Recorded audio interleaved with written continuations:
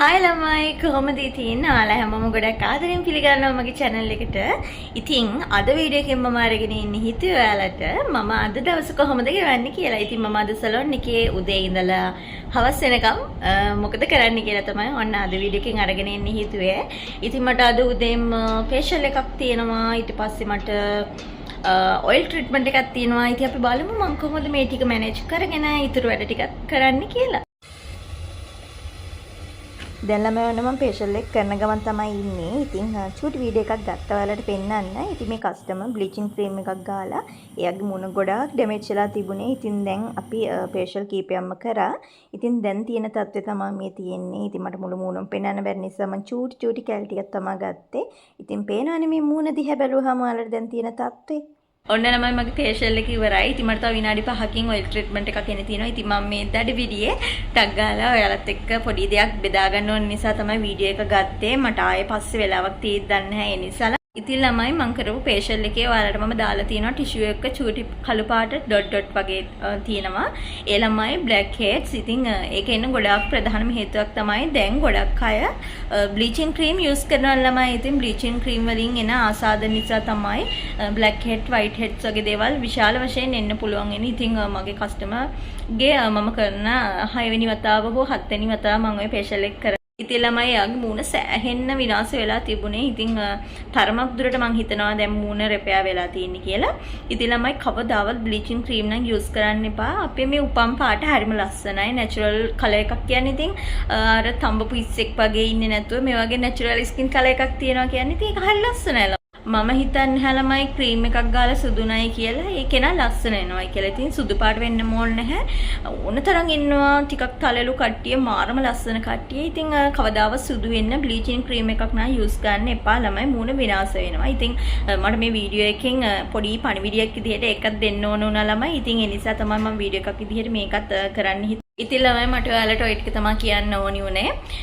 මම හිතන් ඉන්නවා ඔයාලට ඉස්සරහට වීඩියෝස් අරගෙන එන්නම් ළමයි. ස්කින් එක ග්ලෝ කරගන්න පුළුවන් පැක් වර්ග මොනවද, ස්ක්‍රබ්ස් වර්ග මොනවද, ක්ලෙන්සර් වර්ග මොනවද. ඉතින් මේ වගේ දේවල් මම ඔයාලට ඉස්සරහට අරගෙන එන්නම් ළමයි වීඩියෝස්. ඉතින් ළමයි දැන් මගේ වැඩේ එනවා. ඒ නිසා මම මෙතනින් වීඩියෝ එක එන්ඩ් කරලා කස්ටමර් කැමති නම් මම ඔයිල් ට්‍රීට්මන්ට් එකේ ෆුල් වීඩියෝ එකක් අරගෙන එන්නම්. අකමැති වුණොත් නම් ළමයි වීඩියෝ එක අරගෙන එන්න විදියක් නැහැ. කැමති වුණොත් මම ඔයාලට ෆුල් වීඩියෝ එක අරගෙන එන්නම්. එන ඉතින් කොහොමද ඉන්න මාත් එක්ක මගේ ඉතුරු පැය ටික කොහොමද ගෙවෙන්නේ කියලා බලන්න. ඉතින් ළමයි මගේ කස්ටමර් කැමති වුණ නැහැ ෆොටෝස් වත් වීඩියෝස් වත් ට්‍රීට්මන්ට් එකේ ගන්නවට. ඉතින් ඒ නිසා ළමයි තරහ වෙන්න එපා. මට ඔයාලට වීඩියෝ එකක් නම් අරගෙන එන්න විදිහක් තිබුණ නැහැ. ඉතින් ඔයාලට ඔයිල් ට්‍රීට්මන්ට් එකක් කරන විදිහ ඕනි නම් බලන්න මට මේ වීඩියෝ එක යටින් කමෙන්ට් එකක් දාන්න. ඔයිල් ට්‍රීට්මන්ට් එකක වීඩියෝ එකක් ඕනි අක්කි කියලා. ඉතින් එතකොට මම ඔයාලට වීඩියෝ එකක් අරගෙන එන්නම්.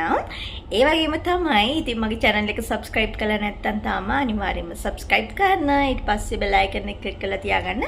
මම වීඩියෝ එකක් දාපු ගමන් ඔයාලට එතකොට බලා ගන්න පුළුවන්. ඔන්න ඉතින් ළමයි මට චූටි විවේකයක් හම්බුණා. ඉතින් ඒ විවේකේ අපතෙන්දා මම හිතුවා ඔයාලට කොන්ඩෙට් කරන්න පුළුවන් ට්‍රීට්මන්ට් එකක් ගැන කියලා දෙන්න. ඉතින් ළමයි දැන් වෙලාව 4:22යි. මම හිතානේ හිටියේ 5ට යන්න. මට 5ට යන්න වෙන්නේ නැහැද? හස්බන්ඩ් ලොකු වැඩක ඉන්නේ. ඉතින් ඒක ඉවර වෙනකොට කීවේද කියලා ටයිම් එකක් හරියට කියන්න බෑ කීවා. ඉතින් මට පුංචි විවේකයක් හම්බුණා. මං හිතුවා එකකින් ඔයාලට පොඩි ප්‍රයෝජනවත් දෙයක් කියන්න. ළමයි ඔන්න කොණ්ඩේ ගැලවෙන අයට තමයි මේ පැක් එක කියන්න හිතුවේ. හරිම ලේසි පැක් එකක්. ඔයාලා සාමාන්‍ය මේ පැක් එක මාසෙකට දෙකක් වගේ කරලා බලන්න. ඔයාලට ගොඩාක් හොඳ රිසල්ට් ගන්න පුළුවන්. ඔයාලා මුලින්ම කෝපි කුඩු ටිකක් වැඩිපුර භාජනයකට දාලා තද උණු වතුර දාලා ඔයාලා කෝපි එකක් හදාගන්න. සාමාන්‍යයෙන් කෝප්පේ 4න් එකක් වගේ එන ප්‍රමාණයට හදාගෙන ඊට පස්සේ ඒකේ කහට ටික ඔයාලා පෙරලා ගන්න ළමයි. හරිද? ඊට පස්සේ ඒකට ඔයාලා නිමුණට පස්සේ බිත්තර එකක් කඩලා දාලා දෙහි ගෙඩියක යුෂ දාන්න. ඊට පස්සේ ඔයාලා විටමින් E එකක්, එතකොට fish oil tablet එකක්, olive oil ටිකක්, එතකොට ගෙදර පාවිච්චි කරන පිරිසුදු පොල් තෙල් ටිකක්.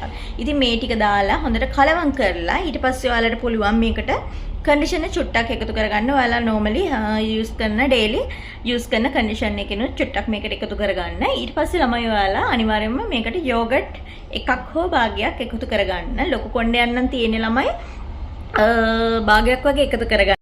ඊට පස්සේ මේ ටික ඔක්කොම හොඳට මික්ස් කරලා හොඳට මික්ස් වෙන විදිහට මික්ස් කරලා හිස් කබලටත් එක්ක ස්කැල්ප් එකටත් එක්ක කෙස් වලටත් එක්ක හොඳට ඇප්ලයි කරන්න. ඇප්ලයි කරලා ඔයා කොණ්ඩේ උඩට ගුලියක් බැඳලා shopping එකක් හරි shower cap එකක් තියනවා. shower cap එකක් හරි දාලා සාමාන්‍යයෙන් පැය භාගයක් වගේ ඉඳලා වොෂ් කරන්න. වොෂ් කරනකොට ළමයි ඔයාලට කොහෙවත් යන්න නැත්නම් බස් එක යන්නේ නැත්නම් එහෙම ජොබ් එකකට යන්නේ නැත්නම් normally වොෂ් කරලා දාන්න. සබන්වත් ෂැම්පූවත් කරන්න එපා.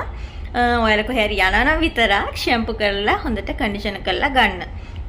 සාමාන්‍යයෙන් ගෙදර ඉන්න කෙනෙක් නම් මේක normally වොෂ් කරලා ගන්න. ඉතින් ඔයාලට ගොඩක් හොඳ රිසල්ට් ගන්න පුළුවන්. ඉතින් ළමයි මේක කරලා බලන්න. මං හිතුවා ඔයාලට මේක ප්‍රයෝජනවත් වෙයි කියලා.